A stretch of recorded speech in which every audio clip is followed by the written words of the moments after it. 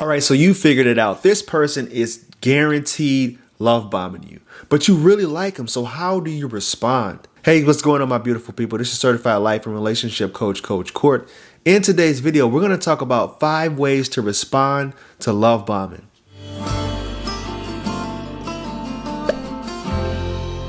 Thank you for sticking around.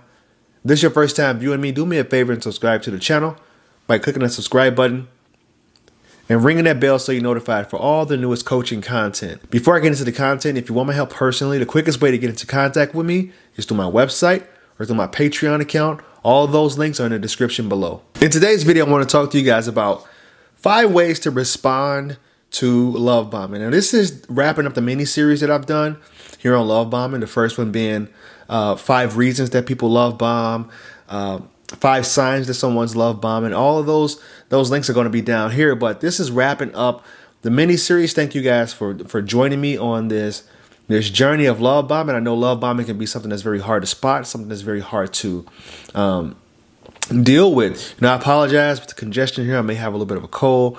This is that time of the season, right? But I went ahead and wrote down the 5 responses to love bombing. The very first one is, when I talked about last time with the 5 signs, I'm going to do a direct response to some of those things. So when they talk about being soulmates and twin flames, kind of a script that you can use is, let them know, hey, I'm sorry, I just don't believe in something like that. I don't believe in twin flames. I do feel like we do have some real connection here. But as far as twin flames and soulmates, it kind of puts me on a little bit of guard here when you say things like that. So I do appreciate that. And once again, I do feel like we do have a strong connection. The second thing is when they say something like, I love you, and it's really early on, just let them know, hey, I'm flattered that you may feel that deeply about me.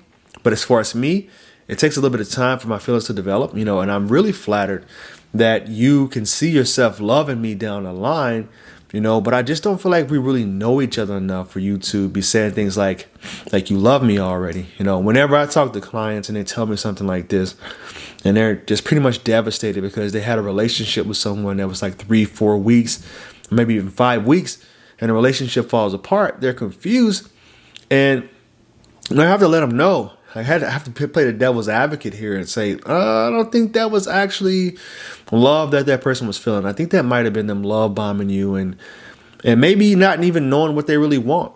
They may not even know what love really is. Like, if you think about it, how many people actually know what love actually is? It's something that many experts and many people that are coaches have a hard time explaining what it really is. So when a person tells you that really early on, and I can tell you one thing, that ain't it right away.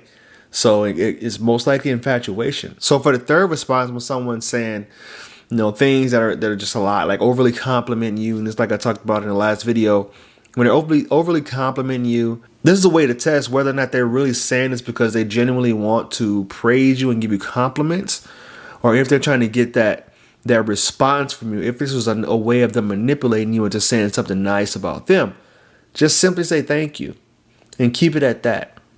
Now, if they try to go on about it and say, is there something wrong, or do you have something to say about me?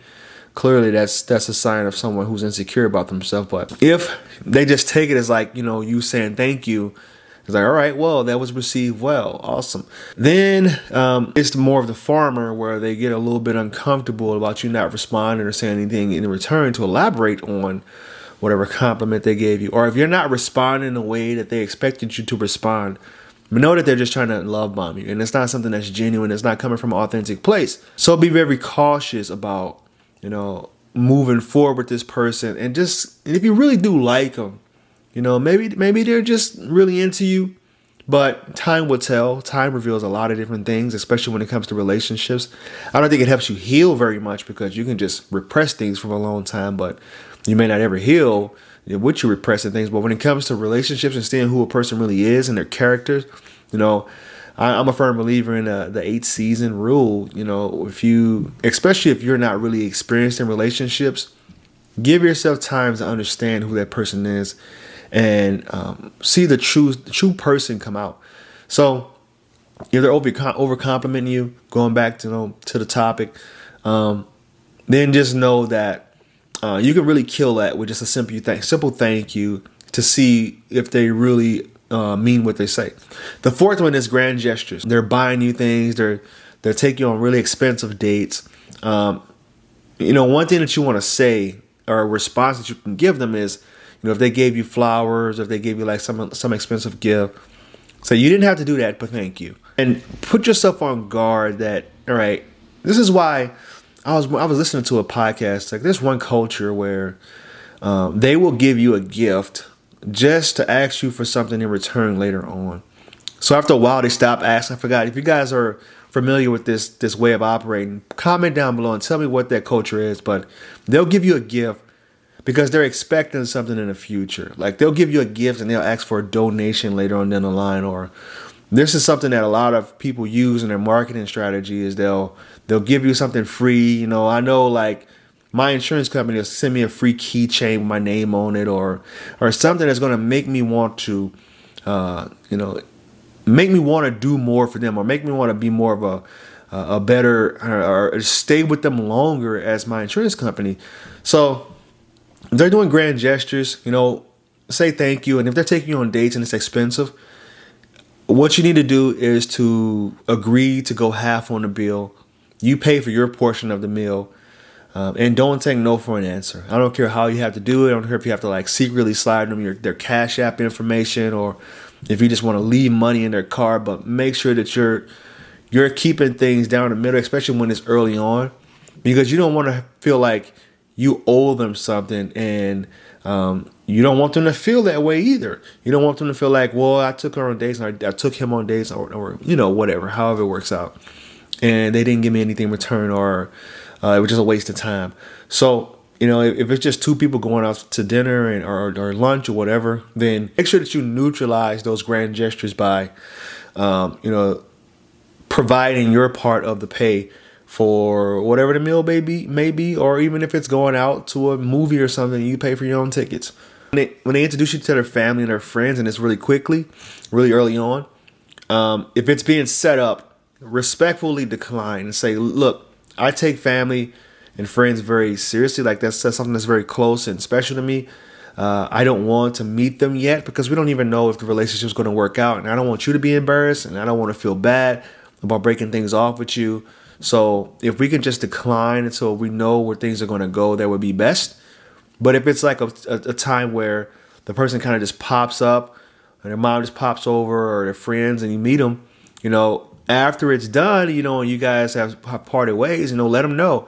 That was really uncomfortable for me, to be meeting your people early on, because I feel like, that's something that's sacred, and that's someone that I shouldn't have easy access to like that, because, we barely know each other and we're still in this courtship stage, and I just want to take things slowly. So if it's all right with you, I would like to refrain from meeting anyone extra until we know where it's going to go. All right. So those are the 5 responses that I have for you guys to love bombing. I hope that was helpful for you. I hope this series was helpful for you. It was fun for me to make and to be able to give you guys clarity on your situations, whether or not you are dating right now, or if you're going to start dating in the future. So if you found this video of any value, go ahead and click this link right here, where I talk about 5 signs that someone's love bombing you. And if you found this video valuable, please like, comment, and share it. Follow me on my other social media accounts, Twitter, Instagram, Facebook. Yes, I am Coach Court. Actually, maybe just Coach Court. I appreciate you guys for being here. And always remember this: when you go be love, you'll never have to find it. Namaste.